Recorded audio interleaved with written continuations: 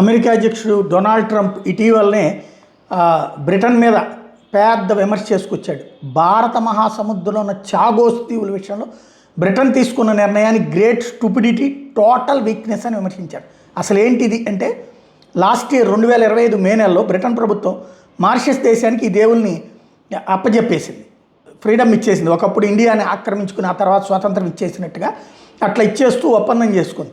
ఇప్పుడు మనకు గనక అప్పట్లో స్వాతంత్రం ఇచ్చేటటువంటి సందర్భంలో 2 ఎంపీలు ఆంగ్లో ఇండియన్స్ ఉండాలి, ప్రతి అసెంబ్లీలో 2 ఆంగ్లో ఇండియన్స్ ఎమ్మెల్యేలు ఉండాలి. ఇట్లాంటి ఒప్పందం ఏదైతే జరిగిందో అట్లాంటి ఒప్పందమే చేసుకుంది.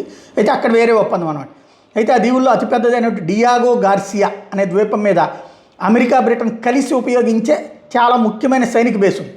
దాన్ని బ్రిటన్ 99 సంవత్సరాల పాటు అద్దెకి తీసుకుంది. ఇప్పుడు ఏది వాళ్ళకి ల్యాండ్ ఇచ్చేసి టోటల్గా దాంట్లో సైనిక కార్యకలాపాలు మాత్రం కొనసాగిస్తామంటూ 99 ఇయర్స్ లీజుకి తీసుకుంది.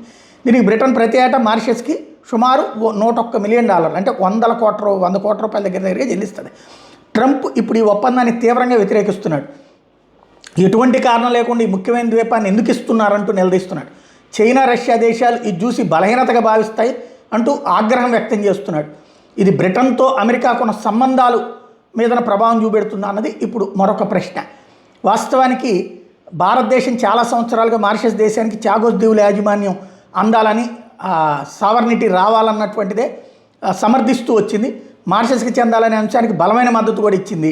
ఇది డీకోలనైజేషన్ పూర్తి చేయాలన్న అంటే బ్రిటన్ ఆక్రమించుకున్న ప్రాంతాలను తిరిగి ఇచ్చేయాలన్న భారత వైఖరికి అనుకూలమైనటువంటి పాయింట్ అనమాట. భారత్ అదే పాయింట్తో ఉంది.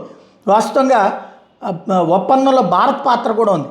2024 అక్టోబర్లో అంగీకారం అయితే 2025 మేలో సంతకాలు చేసుకునేటప్పుడు బ్రిటన్, మారిషస్ 2 భారతదేశం, అమెరికా వంటి సన్నిహిత భాగస్వాముల మద్దతును తీసుకున్నాయి, సహాయం తీసుకున్నాయి అన్నది బహిరంగంగా చెప్పినాయి. అంటే అమెరికా సహకరించడం వల్లే ఇది సాధ్యమైంది అన్నట్టు. అప్పటికి అతనికి అది ఉంది, బైడెన్ ఉన్నటువంటి సందర్భం.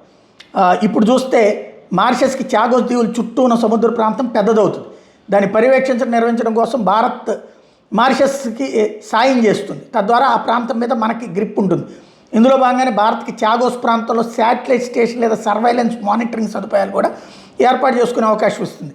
ఇది భారత్కి ఇండియన్ ఓషన్లో పూర్తి పట్టొచ్చినట్టు అవుతుంది. ఇది అమెరికాకి మండుతోంది.